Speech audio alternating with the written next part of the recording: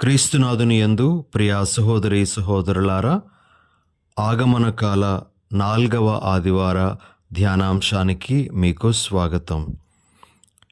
Christmas పండుగకు మనము సిద్ధపడుతూ ఉండగా ఇక మరికొన్ని రోజుల్లో ఆ గొప్పదైనటువంటి పండుగను మనం జరుపుకోబోతూ ఈరోజు ప్రభు ఇచ్చేటువంటి సందేశాలను మన మనసుల్లో నిలుపుకుందాం.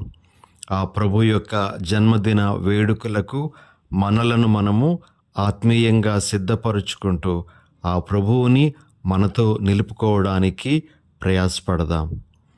ఈరోజు మనం ఆలకించేటువంటి మొదటి పఠనము యెషయా గ్రంథము 7వ అధ్యాయము 10 నుండి 14 వరకు ఉన్న వచనాల నుండి తీసుకోబడింది.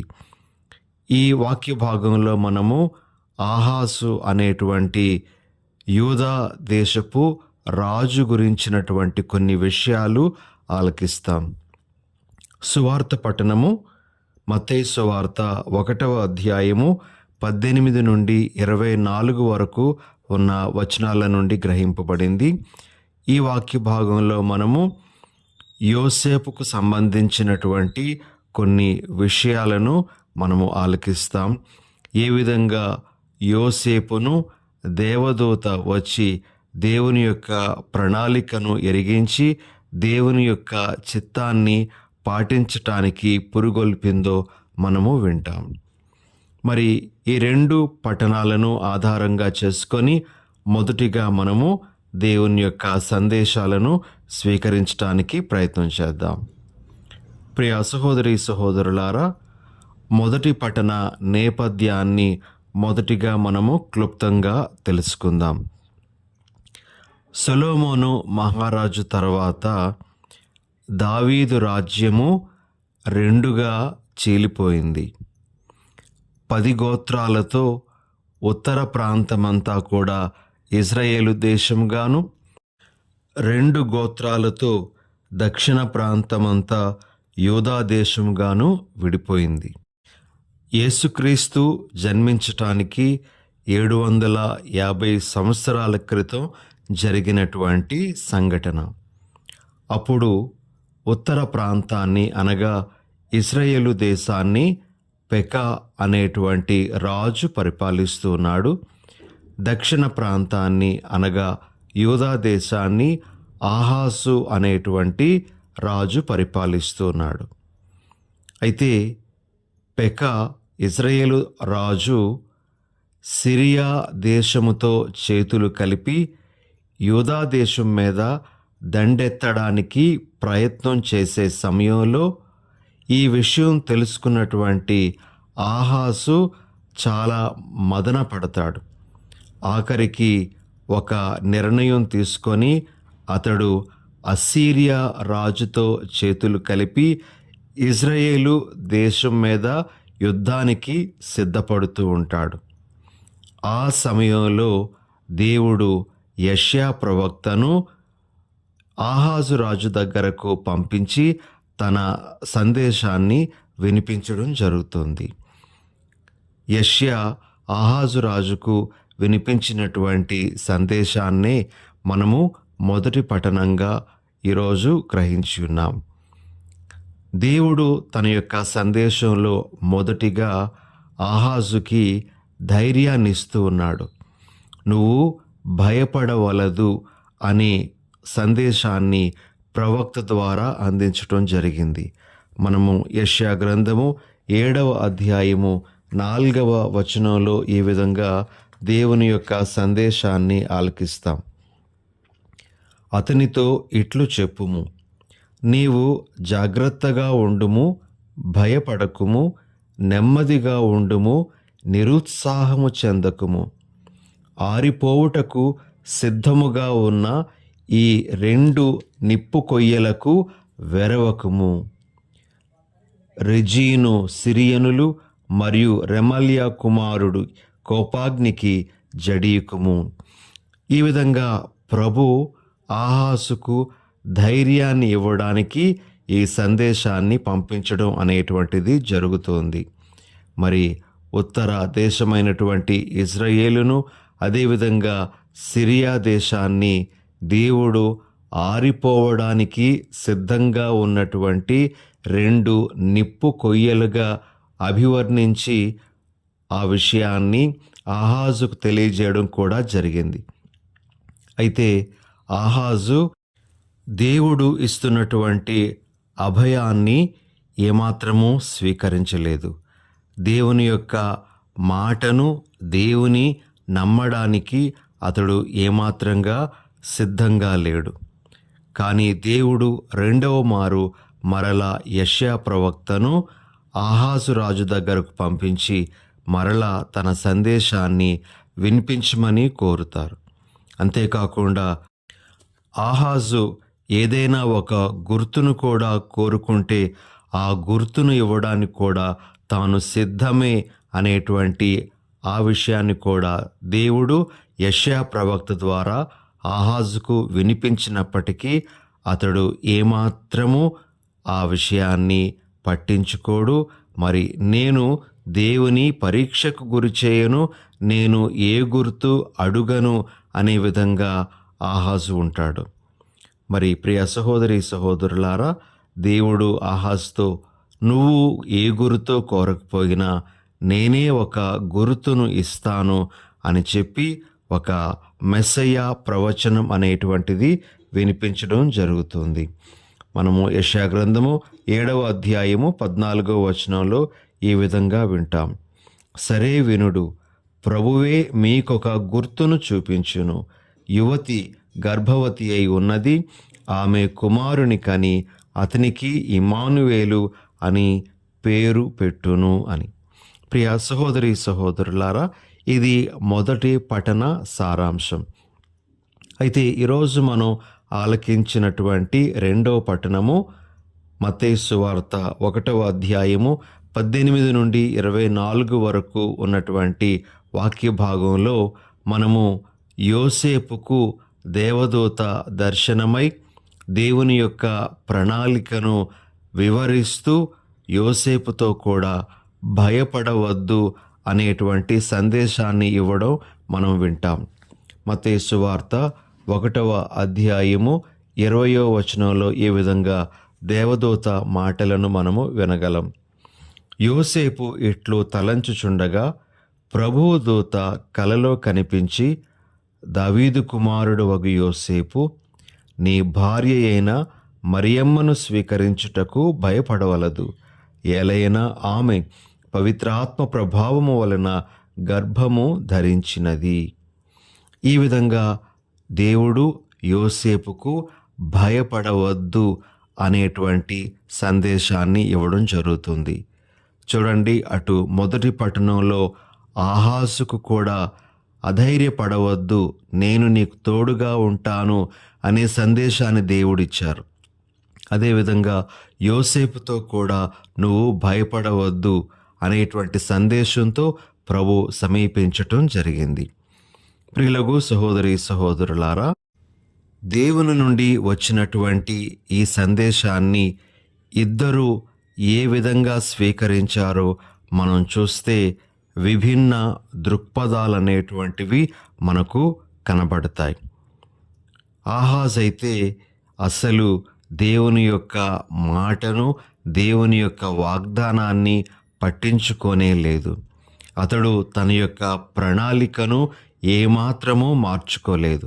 తాను ముందుగా తీసుకున్నటువంటి నిర్ణయము అస్సీరియా రాజుతో కలిసి ఇజ్రాయేలు దేశం మీదకు దండెత్తడం అనేటువంటి ఆ ప్రణాళికను ఏమాత్రము కూడా మార్చుకోవడానికి సిద్ధపడలేదు. ఒక విధంగా దేవుని నమ్మడం కంటే రాజులను నమ్మడమే మేలు అనేటువంటి దృక్పథంతో ఆహాజు జీవించాడు. కానీ ప్రియ సహోదరి సహోదరులారా, యోసేపు విషయానికి వస్తే అతని యొక్క ఆ దృక్పథం ఎంత చక్కగా ఉండిందో మనకు తెలుస్తూ ఉంది.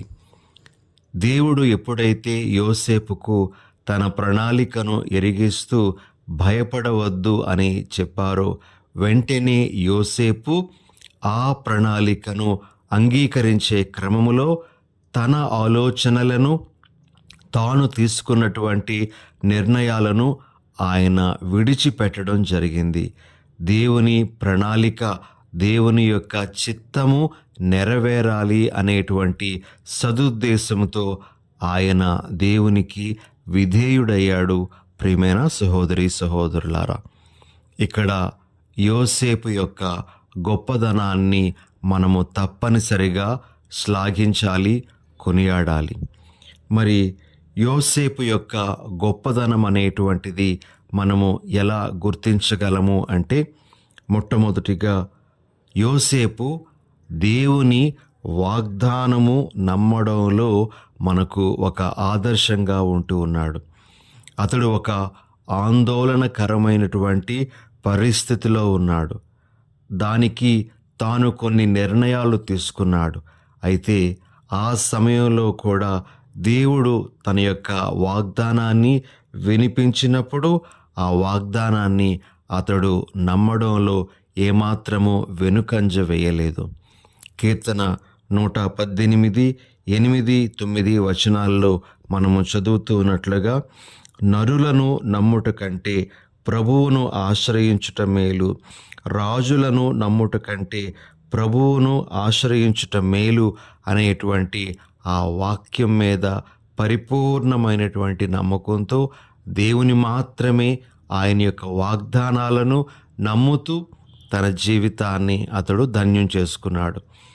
ప్రియ సహోదరి సహోదరులారా, యోసేపు నీతిమంతుడగుటచే అనేటువంటి ఆ మాటను మనము సువార్తలో వింటాం. నీతిమంతమైనటువంటి జీవితము అంటే ఇదే. దేవుని మీద పరిపూర్ణమైనటువంటి నమ్మకం, నా దేవుడు నాకు మంచే చేస్తాడు అనేటువంటి నమ్మకంతో జీవించడం, ఆయన మీద ఆధారపడడం అనేటువంటిది ఈ నీతిమంతమైన జీవితము యొక్క ఫలముగా మనము గుర్తించగలము. ఇక ఇంకొక విషయం యోసేపులో మనము గమనించగలిగేటువంటిది ఏమిటి అంటే, ఆయన తన యొక్క ఆలోచనలను, తన ప్రణాళికలను మార్చుకోవడానికి వెంటనే సిద్ధపడ్డాడు.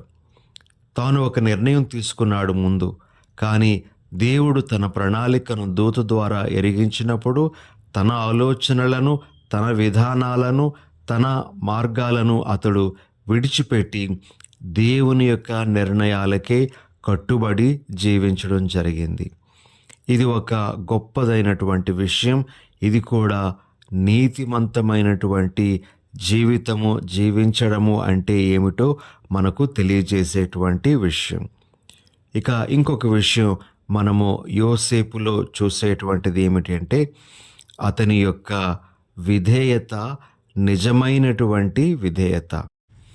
ఆహాజు రాజు, నేను ప్రభువును పరీక్షకు గురి చెయ్యను అని పలుకుతున్నప్పుడు అతడు దేవునికి విధేయుడుగా ఈ మాట మాట్లాడుతున్నాడా అని అనిపించవచ్చు. కానీ అతని యొక్క విధేయత నిజమైనటువంటి విధేయత కాదు. ఎందుకు అంటే, అతడు అప్పటికే ఒక నిర్ణయం తీసుకున్నాడు, అస్సీరియాతో కలిసి యుద్ధం చేయాలని.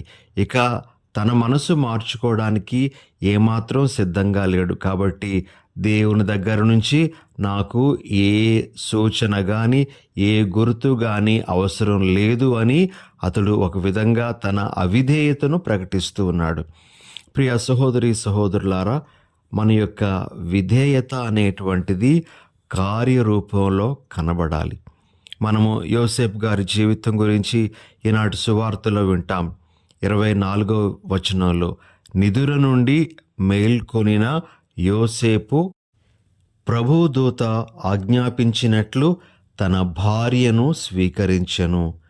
తన విధేయతను, తన వినమ్రతను కార్యరూపంలో అతడు ప్రదర్శిస్తూ ఉన్నాడు. ఇది మనము నేర్చుకోవలసినటువంటి విషయం. ఈరోజు ఈ 4వ ఆదివారం నాడు, క్రిస్మస్ పండగకు ముందు వచ్చే ఈ ఆదివారం నాడు పునీత యోసేపు గారి యొక్క జీవిత ఆదర్శాన్ని మనం స్వీకరిస్తూ ఆయన వలె ప్రభువును నిజమైనటువంటి నీతిమంతమైన జీవితం ద్వారా ఆహ్వానించడానికి ప్రయాసపడతాం. ఇక రెండవ సందేశం ఈనాటి పఠనాల నుండి మనము గ్రహించేటువంటిది ఏమిటి అంటే, యెషయా ప్రవక్త ప్రవచనంలో యేసు ప్రభువుకు ఇవ్వబడినటువంటి నామము ఇమ్మానుయేలు. ఇమ్మానుయేలు అనేటువంటి ఆ పదానికి అర్థము దేవుడు మనతో ఉన్నాడు అని మనము పరిశుద్ధ గ్రంథంలో చదువుతూ ఉన్నాం. అయితే ప్రియ సహోదరి సహోదరులారా, ఇమ్మానుయేలు దేవుడు మనతో ఉన్నాడు అనేటువంటి ఆ పేరు వెనక ఉన్న పరమార్థాన్ని మనము గ్రహించటానికి ప్రయత్నం చేద్దాం. ఒక చిన్న ఉదాహరణ, అందరికీ బాగా తెలిసినటువంటి ఉదాహరణే. ఒక ధనవంతుని కుమారునికి ఒక పేద స్నేహితుడు ఉన్నాడట. మరి ఒకరోజు ఆ ధనవంతుని కుమారుడు ఆ పేద స్నేహితుని ఇంటికి వెళ్ళి ఆ స్నేహితుని తనతో పాటు తన ఇంటికి తీసుకుని వెళ్ళాడు. తన యొక్క భవనమంతటినీ కూడా అతడు చూపించడం జరిగింది. తనతో పాటు భోజనానికి భోజనపు బల్ల దగ్గర కూర్చోబెట్టుకున్నాడట. అంతేకాకుండా మరి తన గదిలోనికి తీసుకుని వెళ్ళి తన స్నేహితునితో ఎంతోసేపు మాట్లాడి తరువాత ఒక విషయాన్ని తన స్నేహితునికి ఆ ధనవంతుని కుమారుడు తెలియజేశాడట. నువ్వు కూడా నాతో పాటు ఇక్కడే ఉండిపో, నేను నీకోసం ఒక గదిని సిద్ధం చేశాను, నేను మా అమ్మా నాన్నలకు కూడా చెప్పాను, నువ్వు నాతో పాటు ఉంటావు అని. ఈ విధంగా ఆ ధనవంతుని కుమారుడు ఒక పేద స్నేహితునికి ఇచ్చినటువంటి ఆ గొప్పదైనటువంటి అవకాశం ఇమ్మానుయేలు అనేటువంటి ఆ పేరులో ఉండేటువంటి పరమార్థాన్ని మనకు సూచిస్తుంది. ప్రియ సహోదరి సహోదరులారా, అది ఏ విధంగా అంటే, ఇమ్మానుయేలు అనేటువంటి ఆ పదము మనకు దేవుని కృపను ఎరిగిస్తుంది. దేవుని కృప అంటే మనకు అర్హత లేకపోయినప్పటికీ కూడా మన దగ్గరకు వచ్చి మనతో ఉండడం. ఆ పేద స్నేహితుడికి అర్హత లేకపోయినప్పటికీ కూడా ధనవంతుని కుమారుడు తనతో పాటు ఉంచుకోవడానికి, తన యొక్క నివాసంలో అతడికి స్థానం కల్పించటానికి ముందుకు వచ్చాడు. ఇక రెండవ విషయం, ఇమ్మానుయేలు అనేటువంటి ఆ పదము దేవుని యొక్క ప్రేమను మనకు సూచిస్తూ ఉంది. దేవుడు మనలను ఎంతగానో ప్రేమించాడు కాబట్టి మన చెంతకు వచ్చి మనతో ఆయన వసిస్తూ ఉన్నాడు అనే విషయాన్ని మనకు వ్యక్తం చేస్తూ ఉంది. ఆ ధనవంతుని కుమారుడు తన పేద స్నేహితుని తనతో పాటు ఉండాలి అని అభ్యర్థిస్తూ ఉన్నాడు. తనతో పాటు తనతో ఆ నివాసంలో ఉండాలి అని కోరుకుంటూ ఉన్నాడు. అనగా ఆ ధనవంతుని కుమారునికి తన స్నేహితుని మీద ఎంత ప్రేమ ఉందో మనకు దాని ద్వారా అర్థమవుతుంది. ఇమ్మానుయేలు అనేటువంటి పేరు దేవుని యొక్క ప్రేమను మనకు సూచిస్తూ ఉంది. ఆఖరుగా ఇమ్మానుయేలు అనేటువంటి ఆ పేరు దేవుని యొక్క కనికరాన్ని మనకు సూచిస్తూ ఉంది.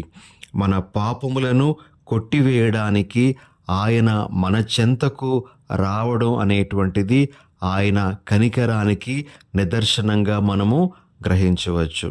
ఆ ధనవంతుని కుమారుడు తన పేద స్నేహితుని యొక్క పేద స్థితిని మార్చటానికి, తనతో పాటు ఉంచుకోవడానికి ఆ స్నేహితునికి అవకాశాన్ని కల్పిస్తున్నాడు. ప్రియమైన సహోదరి సహోదరులారా, ఇమ్మానుయేలు అనేటువంటి ఆ పేరు దేవుని కృపను, దేవుని ప్రేమను, దేవుని కనికరాన్ని మనకు సూచించేటువంటిది. ఇది దేవుని యొక్క పూర్తి స్వభావాన్ని మన ముందుంచేటువంటిదిగా మనము ఈరోజు గ్రహించాలి. అయితే ఇమ్మానుయేలు అనుభూతి మనకు ఎప్పుడు కలుగుతుంది అని మనము ధ్యానిస్తే ఒక 4 విషయాలు మనము క్లుప్తంగా ఈ సమయంలో గ్రహించడానికి ప్రయత్నం చేద్దాం. ఇమ్మానుయేలు అనుభూతి అనేటువంటిది మనకు మన జీవితంలో ఎప్పుడు కలుగుతుంది అంటే మనము ఆయనను ప్రేమించినప్పుడు, మనము దేవుని ప్రేమించినప్పుడు ఇమ్మానుయేలు అనుభూతి మనకు కలుగుతుంది. యోహాను సువార్త 14:23 ఈ విధంగా మనం చదువుతాం. నన్ను ప్రేమించువాడు నా మాటను పాటించును, అప్పుడు నా తండ్రి వానిని ప్రేమించును, మేము వాని యొద్దకు వచ్చి వానితో నివసింతుము. దేవుని ఎడల ప్రేమ కలిగి జీవించేటువంటి వాళ్ళు ఇమ్మానుయేలు అనుభూతిలోనికి వెళ్తారు అనేటువంటిది దేవుని యొక్క వాక్యం బోధిస్తున్న విషయం. ఇక రెండవది, ఇమ్మానుయేలు అనుభూతి అనేటువంటిది మనకు ఎప్పుడు కలుగుతుంది అంటే మనము పూర్తిగా దేవుని మీద ఆధారపడినప్పుడు. ఎన్ని శ్రమలు వచ్చినా, ఎన్ని కష్టాలు మన జీవితంలో ఎదురైనా మనం ప్రభు మీద ఆధారపడినప్పుడు ఆ ప్రభు యొక్క అనుభూతి అనేటువంటిది మనకు కలుగుతుంది. దీనికి గొప్ప ఉదాహరణ దానియేలు గ్రంథంలో 3వ అధ్యాయంలో మనము ఆలకించే షడ్రకు, మెషేకు, అబేద్నెగో అనేటువంటి ఆ బాలుర జీవితం. ఇక 3వ సందర్భం, ఇమ్మానుయేలు అనుభూతి మనకు ఎప్పుడు లభిస్తుంది అంటే మనము ప్రార్థన చేసేటప్పుడు.